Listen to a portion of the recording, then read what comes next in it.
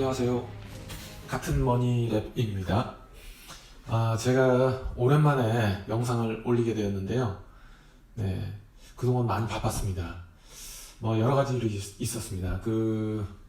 제가 상가 명도 소송 건으로 굉장히 분주했었고요. 그리고 임대 물건들을 관리하느라고 많이 바빴습니다. 그래서 제가 영상을 못 올렸고요.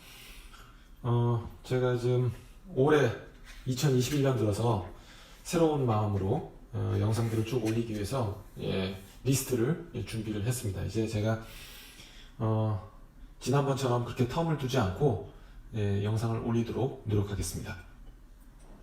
자, 오늘의 주제는 돈 없는 상가 임대인은 감물주가 아니라 생계형 시민일 뿐이다. 생계형 서민일 뿐이다 하는 내용입니다. 보통 상가 임대인은 감물주라고 불리죠. 상가를 갖고 있다는 것만으로도 굉장히 자산이 많은 거로 사람들이 오해를 많이 합니다. 그런데 지금 코로나19 상황에서 상가 임대인들이 다 죽을 맛이죠. 왜냐면 임차인들이 장사가 안 되니까 그 월세를 제대로 내지 못하고 쓰러지는 경우가 많이 있기 때문입니다. 근데 이제 상가 임대인이 돈이 많아서 자금력이 충분하기 때문에 임차료, 월세를 좀 깎아줄 수 있는 여력이 있다거나 아니면 3달이 아니라 6달이 넘어도 그 월세를 못 받아도 버틸 수 있는 그런 임대인이라면 아무런 문제가 없죠. 그런 분들은 진짜 감물주가 맞습니다. 그런데 대부분 상가 임대인들은요, 은행에 근저당이 설정돼 있는 그런 그 대출을 안고 있습니다. 대출이 보통 10억짜리 건물이면 5억에서 6억 정도 대출이 들어가 있죠. 많게는 7억까지 대출을 받는 분도 있습니다. 요즘에는 이제 대출을 많이 안 해주니까 5억에서 6억 정도, 50%에서 60% 정도 대출이 됩니다. 상가 임대인이 원래 다른 소득이 있거나 아니면 다른 직장이 있거나 자산이 충분하고 그러면 은행에서도 더 많이 대출을 해줍니다. 그런데 그런 대출의 경우에 대출 이자를 내야 되잖아요. 대출 이자가 장난 아니죠. 6억 정도 대출을 했다. 6억 정도 대출하면 대출을 6억을 균등하게 3점 몇 프로 이렇게 대출하는 경우는 많지 않아요. 그 대출을 다 쪼개가지고 어떤 건 신용대출, 어떤 건 원리금 상환, 어떤 거는 담보대출 이런 식으로 쪼개갖고 그 전체 합이 한 6억 정도, 10억이라면 6억 정도 그렇게 대출을 하죠. 이제 월로 대출 이자를 갚아야 되는데 보통 6억 정도면은 월에 좋은 이자에 이렇게 저렇게 하면 글쎄요 한 3% 하고 3.4% 정도 이렇게 한다고 치면은 그 금액이 꽤 됩니다. 월 한 300만 원 이내에서 월세를 이자를 내야 되는 거죠. 그런데 이제 월세가 제대로 들어오지 않게 되면 이자를 못 냅니다. 금융기관으로부터 제재가 바로 들어오죠. 이런 상가 임대인들은요 감물주가 아닙니다. 생계형 서민일 뿐이죠. 그래서 은행 빚으로 상가를 매입한 대부분의 상가 임대인들, 제가 볼 때는요 근근히 버티는 임대인들이고 이들이 보호받아야 된다고 생각합니다. 당연히 임차인들도 보호받아야 되지만 임대인들도 보호받아야 되는 거죠. 예컨대 코로나19 상황이라든가 여러 가지 어려운 경제 상황에서 임대인이 항상 좋은 위치에만 있는 것은 아닙니다. 그 임대 수익의 구조에 대해서 제가 아까 말씀드렸는데 그 은행에 빚이 있는 경우에요 썩 좋은 재정 상태가 아닐 수 있습니다. 왜냐면 이제 상가를 안 해보신 분들은 상가에서 월세 나오는 거로 생활이 될 거라고 생각을 많이 하시는데요, 상가에서 월세가 나오잖아요. 예컨대 월 300의 월세가 들어온다. 근데 300의 월세 중에서 통상 한 150 정도는 은행 이자로 나갑니다. 그럼 절반은 150밖에 안 돼요. 근데 이 150에도요, 부가세 포함되어 있고요. 그리고 이제 종소세 내야 되잖아요. 우리나라 국세청이 아주 돈을 버는 거에 대해서는 철저하게 세금을 걷습니다. 예, 만약 현금으로 어떻게 따로 처리를 하지 않는 경우가 대부분인데, 네, 그냥 다 계좌 이체로 받고 계약서 그대로 돈을 받고 이자 내고 하는 분들은 좀 깔끔하게 다 보여요. 국세청에서 볼 때는 세금이 상당합니다. 나머지 150만 원 중에서의 상당 부분이 세금으로 나간다고 보시면 돼요. 재정구조가 좋을 수가 없는 거죠. 또 한 가지, 임차인의 권리가 많이 보장되고 있습니다. 요즘에 이제는 계약을 하면요, 임차인이 10년을 보장받습니다. 이젠 법으로 권리금도 보장을 받아요. 그래서 임차인은요, 여차하면 권리금 받고 다른 데로 갈 수가 있습니다. 그런데 이런 임차인을 10년 동안 계약을 하고 묶어두는 상황에서 또 최근에 법이 바뀌었죠. 6개월 동안 연체를 하더라도 6기 연체라고 하는데, 6기 연체 하더라도 그 6기 연체 이내에서는 명도 소송을 할 수가 없습니다. 보호받는 거죠.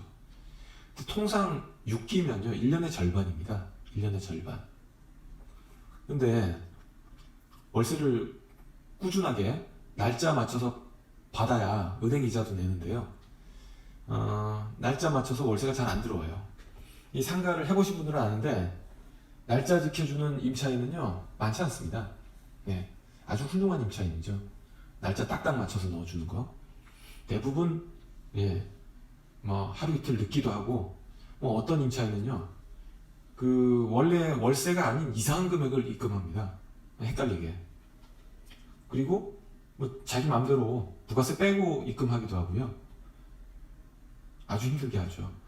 그래서 이게 6개월 정도, 6기 정도 연체가 되잖아요. 그럼 어떻게 되겠습니까?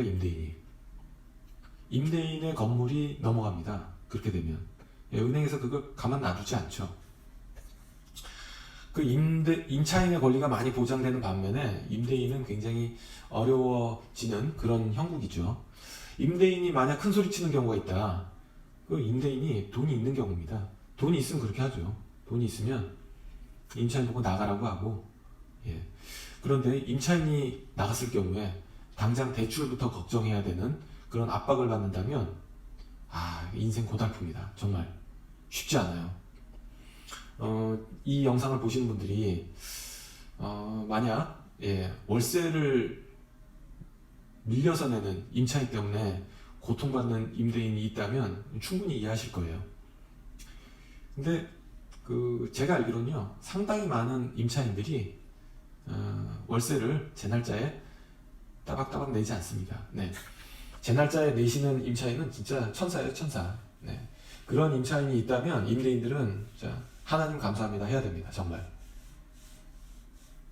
자, 그래서 임대인을 위한 계약서의 특약 조항이 매우 중요합니다. 제가 다음에 영상에서 차후에 그런 내용을 좀 또 담으려고 하는데요. 임대인을 위한 계약서 특약 조항이 꼭 필요해요. 상가 임대차 계약하면서 특약 조항 별거 없이 그냥 계약을 해주시는 임대인은요, 이게 진짜 미래를 담보받을 수 없습니다. 첫째, 임대차 계약 변경 시 통보 기간.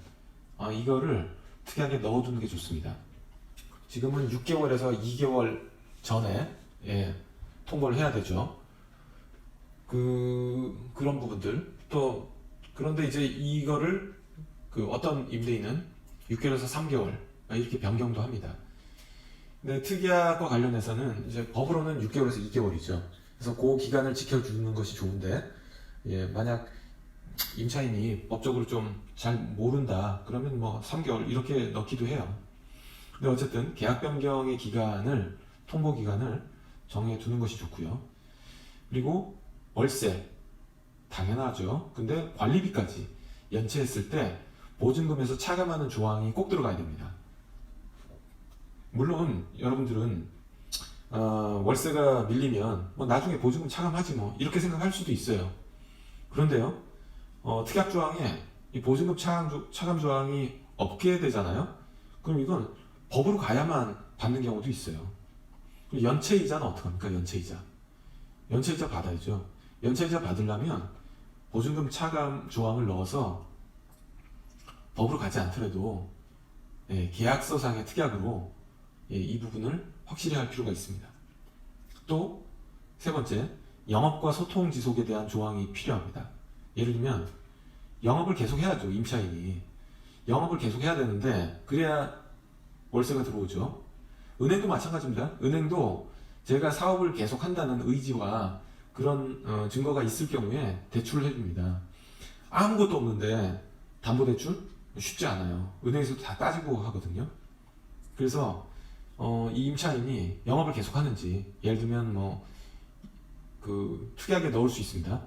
예를 들면은 3일 이상 무단 영업을 안 할 경우, 혹은 일주일 이렇게 정할 수가 있는 거죠. 소통도 그렇습니다. 임대인의 전화를 임의로 받지 않고 회피하는 경우, 그것도 몇 차례 이상 그것을 조항에 넣어 두셔야 돼요. 그래서 임차인이 연락이 안 된다거나 영업을 자기 임의대로 일주일, 2주일 막 쉬어버린다든가 이러면 임대인이 불안하잖아요. 그런 경우에 보증금을 차감하겠다든가, 실제로 영업을 며칠 안 한 경우에 보증금의 20%를 차감하겠다, 이런 계약서를 쓰는 분도 있어요. 임대인이. 물론 임대인이 돈이 있는 경우에 이렇게 큰 소리 칩니다. 돈이 없어서 겨우 임차인 한 명 와가지고 계약하려고 그러는데 이런 말 했다가 임차인이 나간다고 하면, 계약 안 한다고 그러면 곤란해지는 임대인들이 있어요. 그런 경우에는 정말 그런 재정 상태에서는 상가 임대인을 계속 할지 말지 고민 좀 해보셔야 돼요. 정말 위험합니다. 제가 볼 땐. 그리고 또 임대인을 위한 법적 준비사항을 여러 가지로 준비하셔야 돼요. 임대차 계약 개시 시점에 재소전 화해 이 판결을 받는 것도 한 가지 방법입니다. 재소전 화해라는 건 뭐냐면요, 법으로 보장된 권리인데, 임대인과 임차인이 계약을 하고 그 계약에 대해서 예를 들면은 1년이다 2년이다 계약을 하잖아요. 계약 기간이 끝나면 군말 않고 임차인이 나가겠다고 하는 약속입니다. 약속이고 그걸 판결로 받아두는 거예요. 이걸 받아두면 임차인이 계약 기간이 끝난 경우에 끝까지 버틸 수가 없습니다. 왜냐하면 명도소송 절차가 생략된 거거든요. 명도소송 절차가 생략되었기 때문에 보통 명도소송은 6개월에서 8개월, 심하게는 1년 걸립니다. 지금 코로나 상황이면요, 법원이 멈추거든요. 법원이 잠깐씩 중단하잖아요. 1년 걸려요, 1년. 그런데 그 1년을 단축시킬 수 있는 방법입니다. 보통 이런 것도 임대인이 돈이 있어서 힘 있으면 이렇게 할 수 있습니다.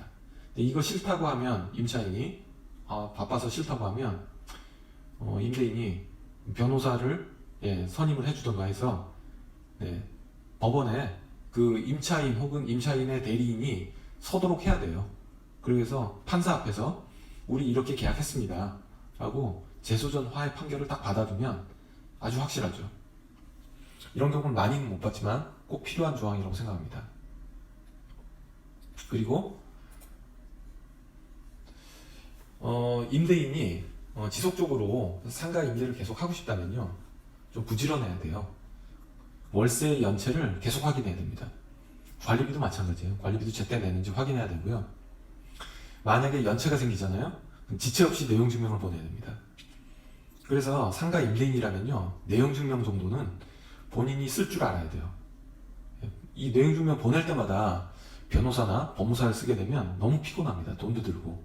그래서 개인적으로는 내용증명을 한 번 정도는 법무사나 변호사한테 맡길 수 있겠지만, 그 다음부터는 본인이 직접 내용증명을 보낼 수 있어야 돼요.